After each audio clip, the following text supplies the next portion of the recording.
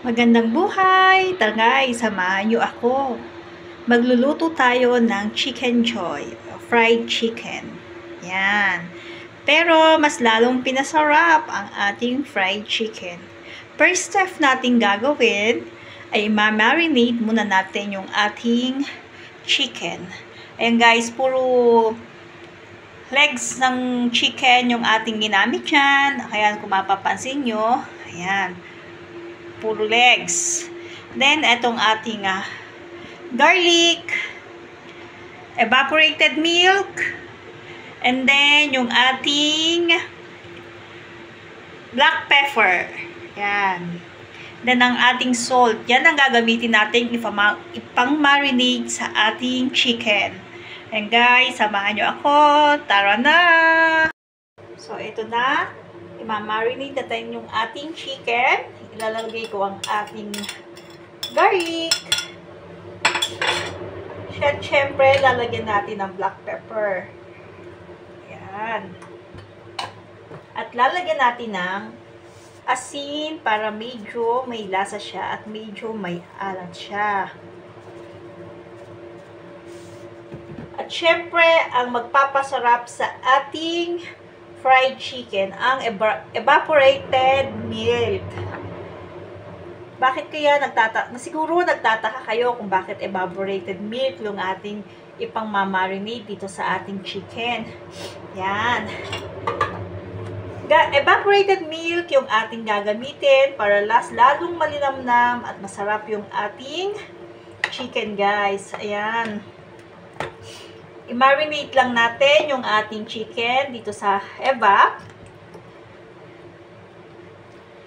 Ayan. I-mix-mix lang natin yung ating mga ingredients, guys. Ayan. At syempre, yung ating garlic ay magpapasarap din yan sa ating chicken.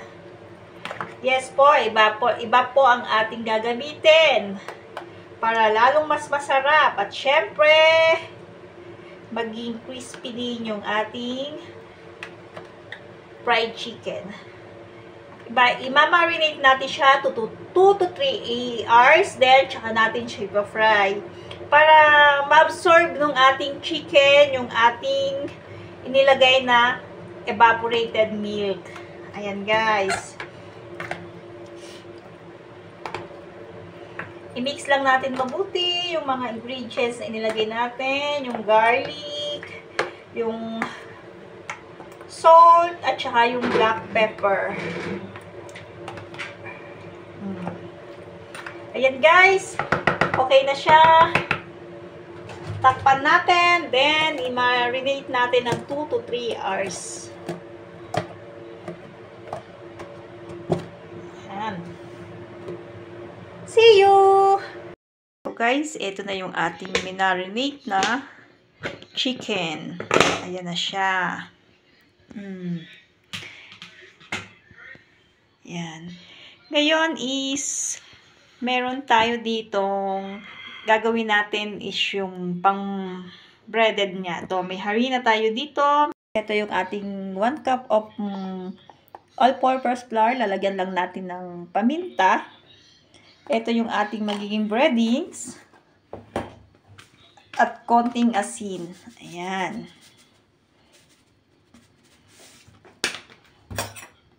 Mix ko lang siyang mabuti para makunbay yung ating black pepper and ating salt. Ayan. Mix lang. So, ayan yan guys, yung ating chicken. Nilagyan ko siya ng egg. Ayan, binatihan ko siya ng egg. Ayan guys. Then, after yan, may egg siya. Is-coat natin siya sa breading niya. Ayan. Ayan.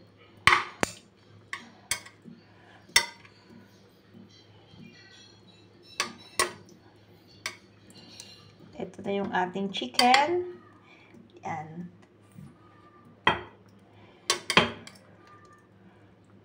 Lagay ko dito sa So, dyan muna siya. And, i-coat ko muna sa ano yung nauna nating naigulong sa itlog. Ito na siya. I-coat ko lang yung ating breading.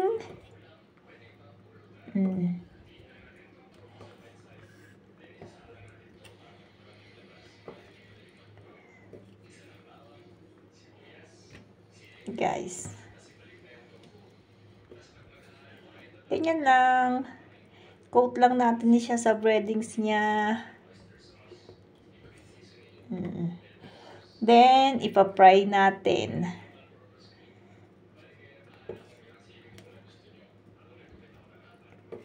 Diba? Simpleng-simple.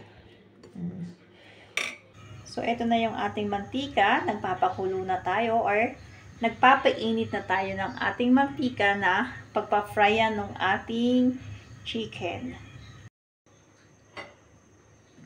So, ayan na guys. Mainit na yung ating mantika. Lagay na natin yung ating chicken.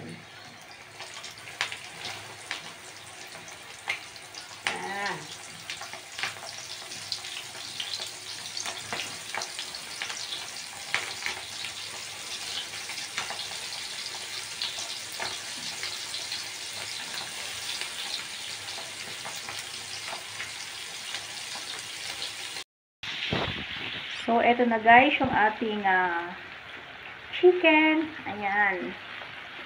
Low fire lang yung ating apoy para siguradong maluto yung kanyang loob at hindi may dugo pa. Ayan guys.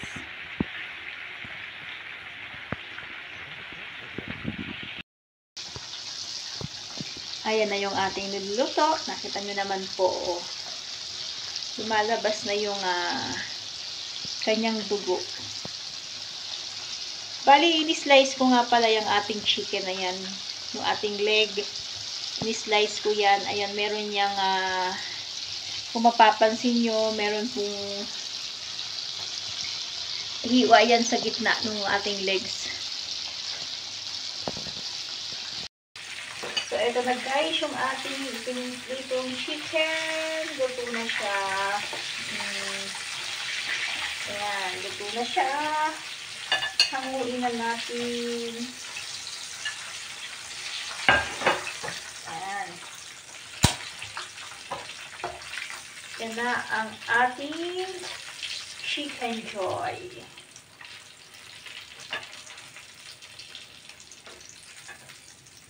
Yan. So, ito guys, meron tayong harina dito. Papupulahin lang natin. Yan. At gagawa tayo ng gravy. Papulahin lang natin ng konti yung ating harina guys. Yan. Halu-haluin natin. Low fire lang yung ating apoy. Papupulahin lang natin siya ng konti.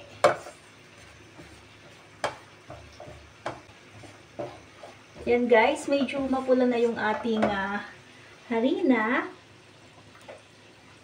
Ayan, mapula na siya.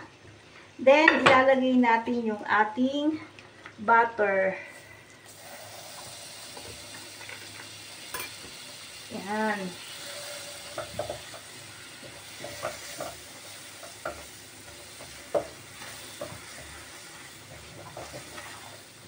Gawin lang natin yung ating butter. Then, okay na ito. Nauna, unti-unti natin siyang lalagyan ng tubig.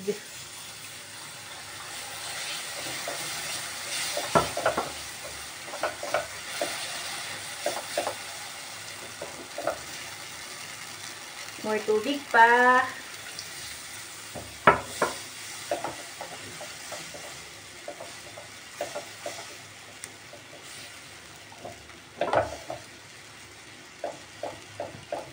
Dagdagan Lagyan pa natin ulit ng tubig.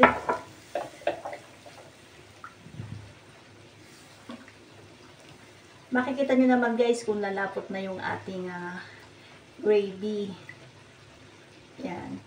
Tunawin natin yung ating mga nabuo-buo na harina dyan.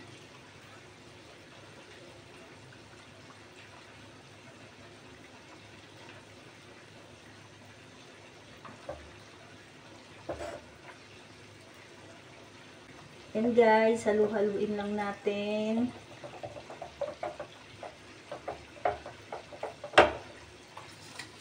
Maglagay ako ng chicken broth cubes. Ayan.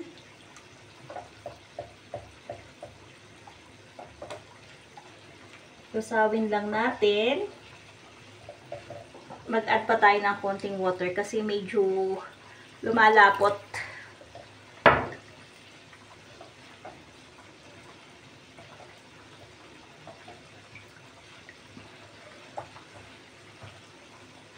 And guys, then maglalagay lang din ako ng powder black pepper, toyo,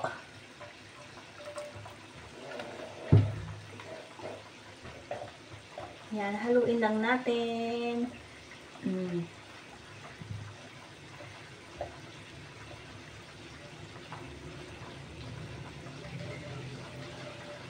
Hindi pa rin natutunaw yung ating ilalagay na broth cubes.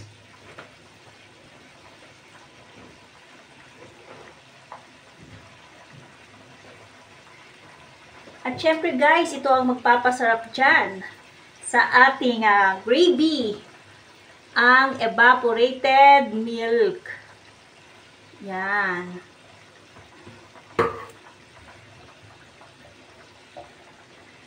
Yan ang magpapasarap sa ating gravy.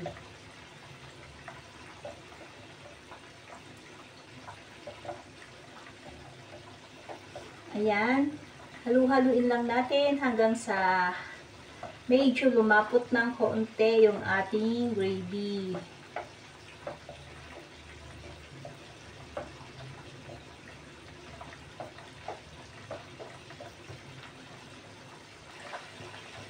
So, eto na guys yung ating gravy.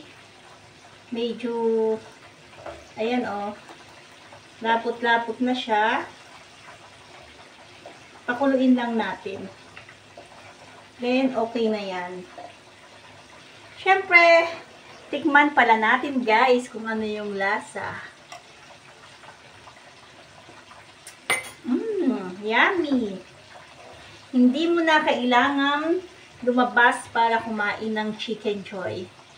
Dito sa bahay, kayang-kaya natin gawin ang crispy Chicken Joy and yung ating, syempre, ang ating gravy.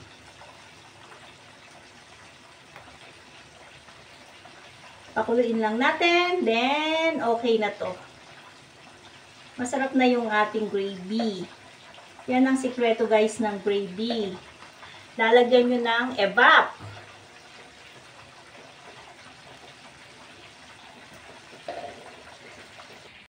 So guys, ito na yung ating fried chicken at ang ating gravy.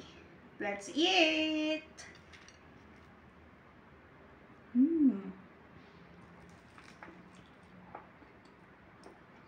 Yummy guys. Hindi mo na kailangan lumabas para kumain ng Chicken Joy. Sa bahay, pwedeng gawin. Sarap.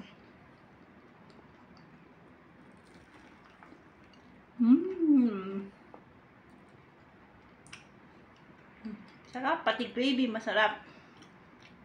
Yung evap niya is talagang lumasa sa ating chicken. Thank you guys. Next time ulit.